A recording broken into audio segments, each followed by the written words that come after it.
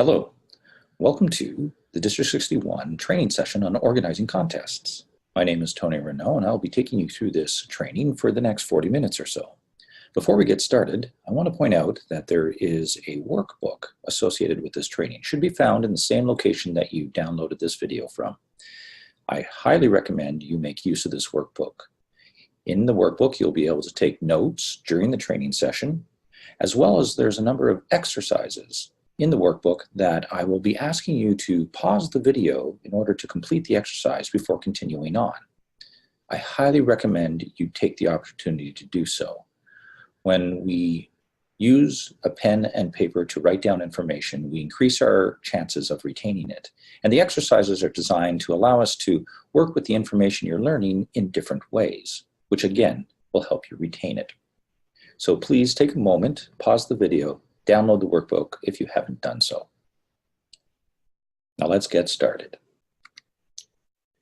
Before we get into information on actually organizing contests, I think it's very important we understand why we are doing this. Simon Sinek in his book, Start With Why, points out that when people truly understand the why of what they're doing, they're much more likely to perform with excellence and deliver a quality product. So I think it's a good idea we remind ourselves, why is it we're running a contest in the first place? What benefit does it have? First and foremost, the competitive speaking experience for the contestants offers them an opportunity to speak publicly in a situation that is very different from what it's like to speak regularly in front of your club. I'm sure we've all been there. After a while, you get used to doing speeches in front of the members of your club. It can get a little comfortable. That's not what it's going to be like if you have to do any public speaking outside the club. And so the contest allows our members to be in a stressful situation. Not too stressful, but there is anxiety associated with competition. And it gives them an opportunity to practice their public speaking skills under those conditions. As well, competition is known to bring out the best in us. It allows our members to really push themselves to perform at their very best, utilizing all the tools that they have learned so far in their Toastmasters experience. It also allows us to add some interest to our education program. For the club members, it is a little bit of a shakeup. It brings a new element into the education program to have a contest, either where competing in the contest, or perhaps you're taking part in helping organize or run the contest. Finally, especially when we get up to the higher level contests like the area, division, or district levels, the participants are generally high quality Toastmasters, delivering speeches at the utmost of their ability. It is a great opportunity for the people in the audience, the Toastmasters watching, to learn from the very best. So far, I've talked about all the benefits to Toastmasters and their clubs. The other benefit is to guests. I don't think enough clubs take an opportunity to use the contest as an event to attract outside guests to Toastmasters. It's a competition. Everybody loves a competition. And so why not use this competition as a way to entice people to come and check out Toastmasters? And then the contest offers the very best that Toastmasters has to offer for them to see and perhaps encourage them to join. So this is why we do contests in Toastmasters. And it's good to keep that in mind as you're setting about to organize your contest. Now in the training today, I'm going to talk about primarily organizing contests. At the end of this session, I am hoping that you are walking away with this, with an understanding of how you need to go about to plan and organize a quality Toastmaster speech contest. We'll check in at the end and see how you feel we've done against this particular objective. And before we get started into some of the tips and tricks, the first thing that anybody should be doing who is planning to organize a contest is to read the contest rulebook, specifically the rulebook for the contest of this year. They change from year to year. The rules will be altered slightly based on feedback from Toastmasters around the world. It's important when you're running your contest that you are up to date with the latest changes. Everything you need to know, all the constraints and rules that you need to follow to run your contest are in the rule book. Read them. In addition, if you are an area or division director, and even your VP of education, your club and other Toastmasters will be looking to you as an expert on contests to answer their questions. So it's good for you to have a copy of this handy to look up those answers when needed. In the contest rulebook, you will see that it refers to the role of the contest chair as both the person who organizes the contest and the person who runs the contest on the day, the MC of the event. For the purposes of this training, I'm separating out those two responsibilities. We will be focusing solely on organizing the contest. For that reason, I'll refer to the person who organizes it as the organizer, and I'll reserve the contest chair to be the person who runs the contest on the day. But in the rule book, they're both the same person, and they're both referred to as contest chair. Keep that in mind as we go through the rest of this training. In this training, we're going to look at picking a suitable location for your contest, recruiting and filling contest official roles, and then preparing all the materials that you need to get together to run a contest. Finally, we're going to look at a few unexpected possibilities that can happen when you run a contest. Nothing ever goes according to plan, so it's good to have thought ahead of time what you might do in those situations. Location. If you are a club, chances are you are planning to have your contest in the location where you regularly meet. And this is, for most clubs, the right choice. However, there are a few considerations you should take into account when preparing that space for a contest. Perhaps the way you organize the room regularly isn't really going to work for a contest. It may be, in some few cases, where the place where you regularly meet is not suitable for a contest, and you might have to consider holding your contest somewhere else. Let's talk about the considerations that might go into that decision. First of all, what is the size of your room and how is it organized? If you are in a meeting room around a boardroom table with a little space around the edges for people to get around and only a small space up front in front of a lectern to speak, yes, you could still hold a contest in that situation. However, it's less than ideal. At a contest where you might get more guests and more people in than you would normally have in a regular meeting, you want to make sure you can accommodate the extra people. It's also a great idea to give lots of space for the speaker. Once the speaker passes the club and goes to the area or division levels or the district, they'll be speaking in a much larger space. And so giving them the opportunity to have a space with which to move around and deliver their speech at the club will give them a much better chance of being able to do so later. You don't want them trying to figure out how to move around a large stage at the district conference. It will affect their performance. So giving them some opportunity at the club contest as much as allowable will give them better chances later on. Other considerations you have to take into account are whether or not you have an isolation room. Yes, the chief judge and the ballot counters do have to go away from the contestants and count up the ballots, but there's no requirement that they can't hear what's going on in the contest room. However, if you are holding an evaluation contest or a table topics contest, it is required that the room where the contestants wait cannot see nor hear the ongoing contest. They must be isolated. Do you have that in your regular club location? Can you arrange that? If the answer is no, you might have to consider choosing a different location for your contest so that you can meet that requirement. You also may want to consider the distance for the attendees. This is particularly important for area division contests. Where are you located? Where are all your clubs located? Where's the venue compared to that? How far will your contestants and participants have to travel? You want to pick something that's reasonable for as many people as possible. Finally, accessibility. And I'm going to talk about this in two senses. One, you are inviting the public to your contest. It should be accessible to the public, all members of the public. So it should have the appropriate accessibility for people with wheelchairs or people who have special needs to get around.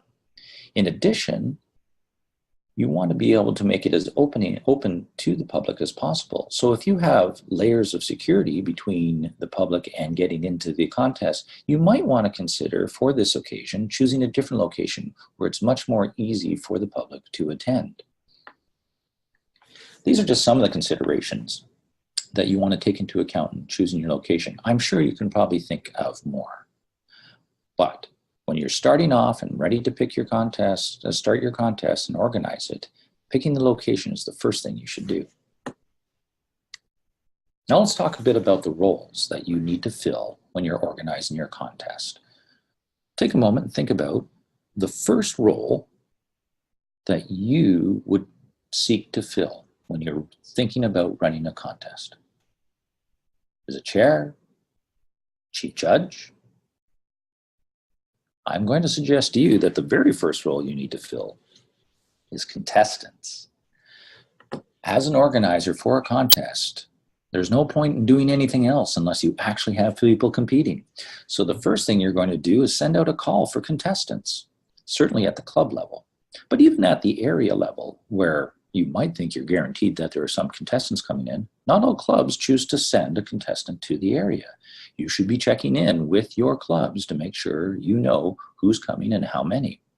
But at the club level, you do need to drive up the interest in the contest and solicit your club members to compete. Assuming now that you have a number of contestants, you can then start filling in the other roles. The first role I would suggest you fill in after the contestants is that of the chief judge. When you look at the contest rule book, the chief judge is the person listed as responsible for finding judges. Now, in a practical sense, the contest organizer and the chief judge generally work together to fill those roles. However, if you are planning to delegate it, you better have found a chief judge early on to give them plenty of time to find judges for your contest. After the chief judge, you can look for your contest chair or your MC, as you might call it, and then start looking for your judges. After that, as you get closer to the contest, you can then look to fill in the other roles: ballot counters, timers, your sergeant at arms, and, if necessary, a test speaker. Now, before I move on, a few comments about who is eligible to fill these roles. All the eligibility requirements are found in the rule book, and I would highly recommend you refer to that when you are looking to fill these roles. But just as a reminder, for contestants to compete in a Toastmasters contest, they do have to be a paid member of a club in good standing. That means the club must have paid for 8 or more members at the last renewal period. As well, if they are competing in the international speech contests, contestants have to have completed either 6 speeches from the CC manual or have completed at least to level 2 in any path in pathways. In addition to that, there are other eligibility requirements for contestants. A contestant cannot be fulfilling a role of an official at a contest where they are competing. So if anybody is filling another role, they are ineligible to be a contestant. In contests beyond the club, so at the area or the division or district levels, or even beyond, a contestant is ineligible if they fill the role of judge, chief judge, or tie-breaking judge in the same contest at another area or division. What I mean by that is, let's consider Bob. Bob has just won the area contest for Area 3. Now, Bob has been asked to be a tie-breaking judge at area contest for Division 4. If Bob competed in the evaluation contest, Bob cannot be a judge, a chief judge or tie-breaking judge at the evaluation contest of Area 4. It's perfectly fine for him to be one of those roles for an international speech contest or a tabletopist contest, but he cannot be a judge, chief judge, or tie-breaking judge for the evaluation contest in any other area or division. If he is, he becomes ineligible to continue on. For chief judges, the requirement is, again, to be a Toastmaster, paid-up Toastmaster from a club in good standing. For the purposes of judging the international speech contest at an area, division, or district level, a chief judge also has to be a Toastmaster who has completed at least 6 CC manuals, speeches, or completed a level 2 in any pathways. In addition, they'll have to have been a Toastmaster for at least 6 months. For judges that work at levels beyond the district, there are additional requirements as well. But when you are searching for your chief judge, remember, they have to be a Toastmaster in good standing, and if it's the international speech, there are the additional requirements. Chief judges also fall into the same category. For ballot counters, timers, sergeant-at-arms, test speakers, they simply need to be paid-up Toastmasters. That's right, even your test speaker has to be a paid Toastmaster. You cannot take someone from outside the Toastmasters organization to be your test speaker. These are some of the requirements in order to be eligible to fill these roles. Please make sure you refer to the rule book so that you understand the complete set before choosing the people for these roles. A couple extra considerations to take into account for a few of these roles, like the chief judge, is that you want certain people to have certain characteristics. Certainly you want them knowledgeable about contests. The chief judge is going to be called upon to rule in the cases of protests or for reasons that a contestant might be disqualified. So it's important they understand the contest rulebook. Obviously, someone honest, reliable, and organized is going to help you greatly. I also suggest that there's someone that you know to be cool under pressure. Contests can be very exciting. People get very passionate about contests. And so if a protest is lodged, sometimes those individuals involved can get quite excited. And so having a judge, chief judge, ruling over it who's cool and calm and collected will certainly help resolve the issue much faster. Finally, if you are planning to delegate the filling of judges to your chief judge, it's important that they have that ability. If you have a Toastmaster, a distinguished Toastmaster who's just moved here from the East Coast, while they certainly understand the roles of being a chief judge, they're not necessarily going to have the contacts to be able to fill the rest of the judges. So this is something you should take into account. For the contest chair, you want to look for individuals who are energetic, knowledgeable, and also composed. Certainly the contest chair has to excite the crowd and get them ready and in the right frame of mind for listening to some awesome speeches. And so having an energetic person is certainly something you want to look for. They too should be knowledgeable. They're running the contest on the day, on the spot. So they should know what's happening, what needs to happen, and they should be able to execute on that. Finally, it is also helpful that the chair is also an individual who can remain composed under pressure. Again, protests can be lodged to the chair as well as the chief judge. And so it's important that they remain composed so as to keep all the parties involved calm and confident that capable people are handling the situation. Now let's take a quick look at the materials that you will need to run your contest. It's quite a large list. Luckily, most of those materials can be found from Toastmasters International's website. You would go into the shopping section of that website and to look for those contest materials. For each of the contest types, they have a kit that includes all the printed materials that you need. Now, you can purchase the printed materials directly from Toastmasters International. However, at each page for the contest kits, there will be a link where you can download the PDF of the materials for free. And inside that, you will find the contestant profiles, the certificates of eligibility, the certificates to hand out to the contestants, judges' ballots, timer sheets, tally sheets, notification winner, result sheets, and often the rule book. Additional materials you will want to take into account are briefing checklists for your chair and your chief judge, timing cards. You will need to prepare a table topics question if you're running a table topics contest. You will need the evaluation sheet that was introduced last year in 2017-2018 if you're running the evaluation contest. I highly recommend you have a gavel. I've been to a number of contests where there was no gavel provided. And as a chair, trying to get the attention of a very large room of people all talking can be difficult unless you have something large to bang against a table. In those cases, I had to resort to using my shoe. Stationery is something else you want to provide as well, especially to the judges. That can include a folder with the ballots, that can include the envelopes in order to stuff their ballot responses, and a pen to help them fill it out.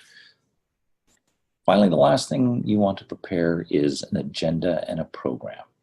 Now let's take a second to talk about preparing that agenda. When you're setting out your agenda, you need to set out time for the introduction by the chair to the audience about the contest. Now you need to set a time for the contestants to speak. To do that, the formula for calculating it is simple. You take the maximum speech length allowed. So if it's a speech contest of 5 to 7 minutes, the maximum time allowed is 7 minutes and 30 seconds. For an evaluation contest, the maximum time would be 3 minutes and 30 seconds. You want to add to that time about 30 seconds for the introduction and the applause. Whenever a speaker is introduced, they get their name, the speech title, and their name, and then there's applause as they make their way to the stage. Depending on the size of their room, that could take 10 to 20 seconds. And then at the end of their speech, there will be more applause before the minute of silence starts. So adding another 30 seconds for that is a good idea. Finally, as I mentioned, there is a minute of silence following each contestant. So now you have the time for every contestant. The maximum speech length plus the 30 seconds for intro plus a minute of silence. And then you multiply that by the number of contestants you have. You now need to add time for ballot collection. According to the rules, there is an unlimited time allowed for ballot collection, but practically speaking, you should allow at least 5 minutes, depending on the number of judges that have to fill out their forms and the number of contestants that they have to judge. If you only have a few contestants, you may only need 3 to 4 minutes. If you have 8 contestants, you might need as much as 10 minutes or more. So allow a reasonable amount of time for the number of contestants and judges in your contest. After the ballot collection, the chief judge and the ballot collectors will go to count and tally and determine who is the winners of the contest. The chair of the contest will then do interviews of all the contestants. Again, you want to consider what is a reasonable amount of time to allow for both these activities. 1 to 2 minutes for contestants in a contest with a large number of contestants is probably more than enough. If you only have a few contestants, you might want to stretch that out as much as 4 to 5 minutes per contestant to allow the chief judge and ballot counters enough time to complete their task. Finally, at the end, you will want to add some time for presenting the winners. Beyond setting the times in your agenda, it is also customary to provide the list of contestants, and along with that, a space to allow the members of the audience to write down for themselves the speaking order that the contestants will speak in.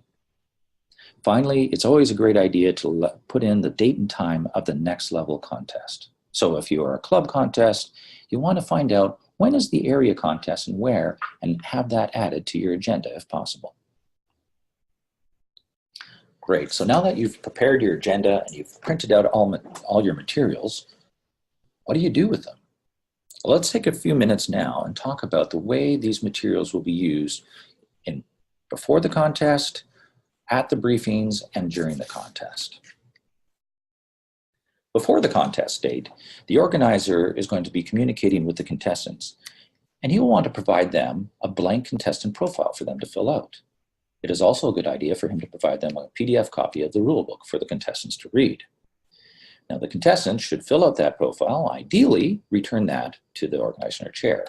In a worst case scenario, the contestants can bring it with them to the contest in order to hand it in there.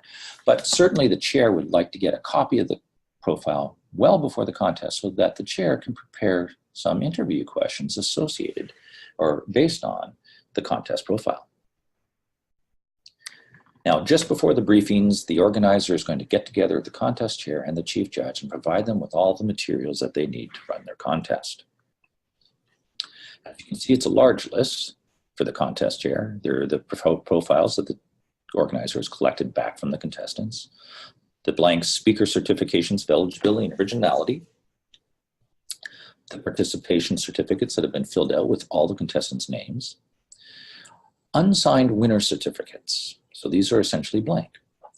A contestant briefing checklist if the chair does not already have one, a table topics question if appropriate, the test speaker name and speech title if it is an evaluation contest. And finally, I also recommend that the organizer provide the chair the list of dignitaries attending your contest. It is customary for the contest chair at some point during the contest to welcome and acknowledge all the dignitaries in the room. If you don't know how to go about doing that, take a look online on Robert's Rules of Order, and it often outlines how to approach this. Typically, it's for all serving dignitaries, so all people who are officers in the district or in Toastmasters International, starting at the most senior position and moving on down. Then it moves to people who have served in those positions in past years, starting again at the highest position, whether it be international president, then international directors, and then regional directors, and usually only going as far as past district directors or district governors. Now the chief judge needs to get from the organizer the eligibility forms for the judges' ballots, the tiebreaker ballot, tally sheets, notification of winners form, the results form, a checklist if he needs one, and judges' stationery. Again, this is envelopes and pens that the judges may use to record their information. Finally, the contest chair should take the winner certificates, sign them all. It is customary these days that the chair is the one who signs the certificates and provides those to the chief judge to fill in with the winners' names later. Now, at the briefings, the contest chair will be talking to the contestants and will need to provide them the blank speaker certification of eligibility and originality. This is done at every contest. These forms are dated for the date of the contest. They do not get passed on from one level to the next. So there should be a blank form with each contestant at every contest. Now, the chief judge does a similar thing for the judges with their certificates of eligibility, provides them their ballots and the rest of the judges' stationery. The chief judge would also provide the timers at this time, the timing sheets for the contest. Finally, the contestants will have to complete their certificate of eligibility, sign it, and return it to the contest chair. Similarly, the judges should complete their certificate of eligibility and return it to the chief judge. Now, just after the briefings, but before the contest starts, the contest chair gives the completed speaker certificates to the chief judge, who collects them all. And at some point, the chief judge is going to get together with the tie-breaking judge in private and provide the tie-breaking judge with his certificate of eligibility, his tie-breaking ballot, and his judge's stationery. And then we'll collect back from the tie-breaking judge the completed form. Now, this is primarily concerned about organizing a contest, but I did want to go a little bit into, at the contest itself, how does the material flow? I think it's a good idea for the organizer who has to provide these materials to understand when those materials are needed and when exactly, just in case something goes wrong and the organizer can step in with perhaps extra materials or whatever's needed at the time. So at the contest, generally the materials you've collected flow in the following way. Timers provide completed timing sheets to chief judges. Judges will be completing their ballots and providing those to the ballot counters. The chief judge and the ballot counters will leave the room, and the chief judge will provide finally the ballot counters tally sheet to those ballot counters to tally up all the judges' ballots. When they're done that, they will provide that back to the chief judge. The chief judge will then use that information and will then complete the notification of winners and the results form. And finally, fill in the winner's certificates, which he will provide to the contest chair. The contest chair, of course, is giving the participation certificates to the contestants, and finally, for the winners, providing them their winner certificates. I haven't mentioned the tie-breaking judge here, but it, of course, follows the same pattern as the judges and ballot counters, only the chief judge is the person who collects that ballot, since the chief judge is the only person who knows who the tie-breaking judge is. Finally, we're not quite done even when the contest is over. There's a few pieces of information that need to flow. The chief judge, first of all, is responsible for destroying all the judges' ballots, tiebreaker ballots, and the ballot counter tally sheets. You should ideally collect those from the judges, from the ballot counters, and dispose of them. Probably not at the contest, probably something you want to take away so that the results truly remain anonymous and unknown. Likewise, the judges should be instructed to destroy their tally sheets as well. The contest chair is going to send the completed contestant profiles to the next level contest organizer. As well, the chief judge will provide the notification of winners to that next contest organizer level. Let's take a quick look now at a schedule for all this information flow and the actions that should happen. Ideally, you have about a little over 4 weeks to prepare for your contest, but don't let that get you down if you find you're much less time than that. You can organize a contest with as little time as a week if necessary. But today we're going to take a look at a more idealized case. Approximately 4 weeks before the contest date, the organizer is going to want to make a call for contestants to compete at his contest. He's going to provide them the date when he is planning to have that contest. Then, as we start approaching the time of the contest, sometime between 2 to 4 weeks before, the chief judge is going to start wanting to recruit judges for his contest. Meanwhile, the organizer, having collected a number of contestants, will need to validate the eligibility of those contestants. There is a handy tool on the Toastmasters International website that you can go and enter a contestant's name and find out if they are in fact eligible to compete. If that tool should not be working, your area director is able to print out a membership list for his entire area. Included in that list will be whether or not any given member is a paid member of Toastmasters. So the area director can help you out in this situation if you are unable to use the tool at Toastmasters International. Then as we approach approximately 2 weeks before the contest, this is the time that the organizer wants to reach out to the contestants, confirm the exact date and location of the contest, and also indicate to them the name of the MC or the chair of the contest for them to communicate with. Likewise, the chief judge should be communicating now to the judges he's found the exact date and place of the contest. About a week before, it's now time for the chair to reach out to the contestants. He should confirm the time and place of the briefing he will hold for them. I also recommend that the chair remind the contestants of a few contest rules. The first being what time they have to arrive. Now, a contestant can certainly forego a briefing. They don't have to be there if they don't want. They will simply get whatever speaking order is chosen for them at the time. However, they do have to be at the contest prior to the chair being introduced at the start. Once the chair is introduced, if the contestant has not shown up with his forms filled in, handed to the chair, that contestant will be disqualified from competing. So it's a good idea to remind them in your initial communication as a chair for a contest. The other rule that I would recommend you remind contestants about is about props. Contestants are allowed to use props. However, the limitation on that is that they have to be able to put up the props and then tear them down in that minute of silence between contestants. It is up to the chair to decide whether or not he believes or she believes that the contestant is able to do so. So the contestants have to demonstrate to the chair that they are able to put their props in place within a minute and then remove them again within a minute. Should they not do so, the chair can refuse them the use of the props. Again, a good idea to remind your contestants of this prior to the contest.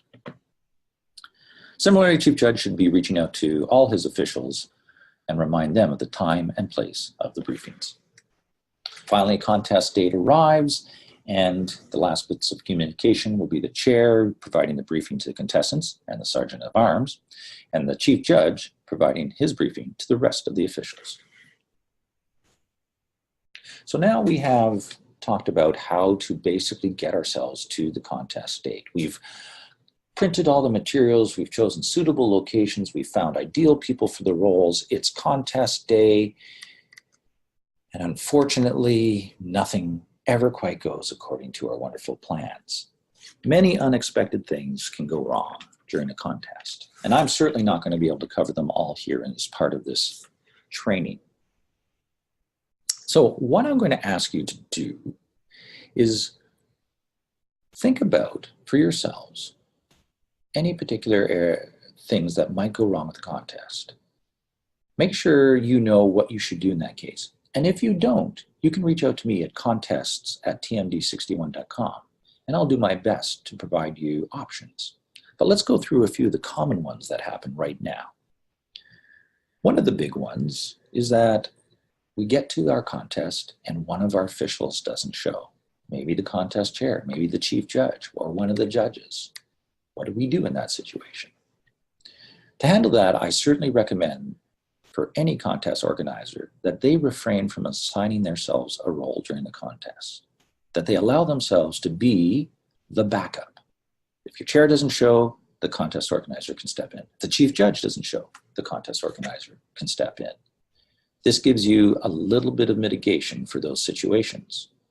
Now, you might also want to consider having an additional person that you know who's coming who might be able to step in at the last minute as well. Sometimes when it rains, it pours, and you don't have just one, but maybe two officials who don't show up. Another thing that might happen is that you could have a test speaker not show. That's always scary. And if you're the organizer, again, best way to mitigate this is to have a backup. Ideally, not yourself, but worst case scenario, you might have to be ready to step in and do a speech. So having one in your back pocket isn't a bad idea, but a better idea is to have a second speaker ready to go just in case. Some other things that might happen. You could lose your venue at the last second. Now, for some of these other things, there may be no reason to cancel the contest simply because one of your judges doesn't show. You can often find a suitable replacement in a short order. But some things sometimes require you to reset the date. If you lose your venue, it is possible with enough notice, you could reach out to everybody and tell them of a new location if you have one. But the likelihood of being successful with that is fairly low. And sometimes in those cases, it's just best to bite the bullet and say, all right, we're going to have our contest on a different date and postpone. You'll have to make that call as the organizer. Other things that can go wrong, missing equipment, missing materials. These are easy to mitigate by having, again, extras. I recommend for all organizers and anybody who runs contests regularly to have a contest kit where you have copies of all the materials for all the contests ready and with you at any time. That way, should something be lost or someone forget or a piece of material, you are quickly there with a replacement ready to go and the contest simply flows on. These are just a few of the situations that could occur. I'm sure you can think of many more. So if you have some that you are afraid might happen and you're not sure what to do with it, again, I encourage you to email me at contests@tmd61.com, and I'll do my best to give you some options and ideas on how to handle those situations. Now, this is the time where I'd like you to maybe stop and pause the playback in order to do one of the exercises in the handbook. There are a number in there that you can go through. One of them is, the first you will find is a matching of materials. We've just gone through who uses what materials. There's a simple matching game there where there's a list of materials on the left and a set of contest officials on the right. Right now, pause and see if you can remember who needs what material.